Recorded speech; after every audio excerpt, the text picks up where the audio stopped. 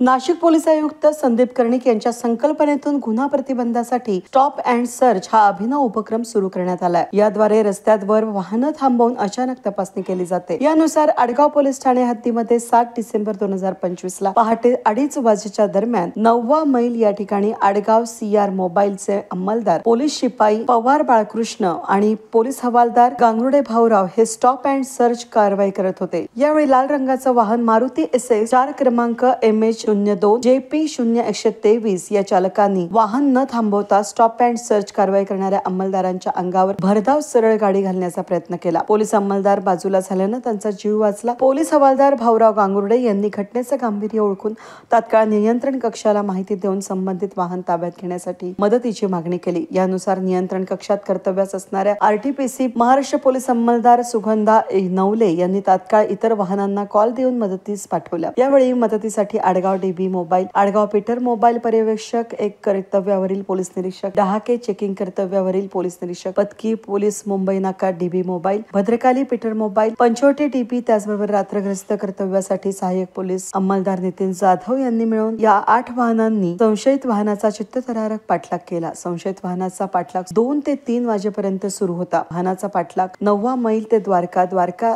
ते U-turn Amrutdham, Amrutdham U-turn ते KK वाघ college ते चक्रधर स्वामी मंदिरापर्यंत असा 25 किलोमीटरचा सतत सुरू होता। 2 ते 3 तासामध्ये सतत 25 किलोमीटर अंतर थरारक पाठलाग केल्यानंतर या संशयित वाहनाला ताब्यात घेण्यात पोलीस दलाला यश आलं आहे। ताब्यात घेण्यापूर्वी आरोपीने पोलिसांच्या 4 वाहनांना धडक देऊन कर्मचाऱ्यांना जीवे मारण्याचा प्रयत्न केला। विशेष म्हणजे हा पाठलाग रात्रीची वाहतुकीस त्याचबरोबर लोकवस्ती असणाऱ्या परिसरात करण्यात येत होता। त्या दरम्यान पाठलाग करणाऱ्या पोलीस वाहनांची प्राथमिकता ही संशयित वाहनाला निर्मनुष्य वस्तीकडे घेऊन जाणं आणि त्या ठिकाणी वाहनास आणि चालकास ताब्यात घेणं ही होती। त्यानुसार सर्व पोलीस वाहनांनी आपापसात समन्वय ठेवून या वाहन निर्मनुष्य वस्तीकडे नेण्यासाठी भाग पाडून कोणत्याही सामान्य नागरिकाला वाहतुकीला अडथळा होऊ न देता यशस्वीरित्या ताब्यात घेतलं। 5 पैकी 4 जण अंधाराचा फायदा घेऊन पळून जाण्यात यशस्वी झाले। एक आरोपी ताब्यात घेण्यास पोलिसांना यश आलं असून गाडीची झडती घेतली असता वाहनामध्ये 28 किलो गांजा आढळून आला। एका आरोपीला अटक करून वाहन गांजासह जप्त करण्यात आला आहे। 15 लाख रुपये किमतीचा मुद्देमाल जप्त करण्यात आलाय। आरोपीवर जीवे मारण्याचा प्रयत्न केला म्हणून अंमली पदार्थ बाळगल्याबद्दल असे 2 गुन्हे दाखल करण्यात आले असून इतर आरोपींच्या शोधासाठी पथक रवाना करण्यात आले।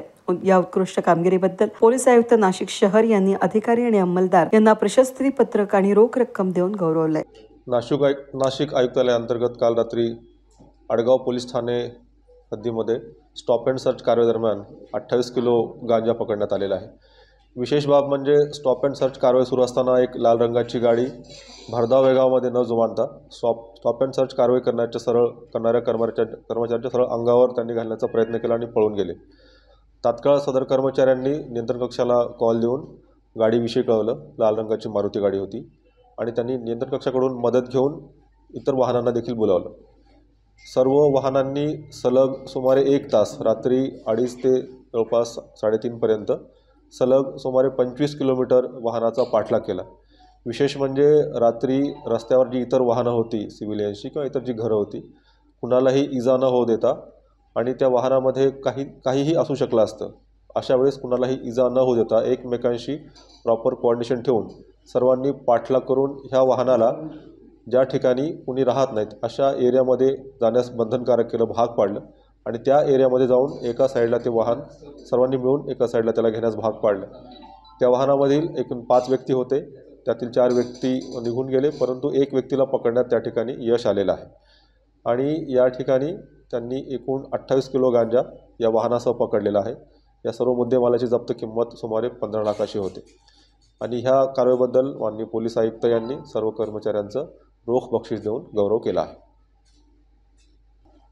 प्राथमिक तपासात असं लक्षात येतं की ह्या आरोपींनी धुळे येथून हा गांजा घेतला होता आणि ते नवी मुंबईच्या दिशेने जात होते।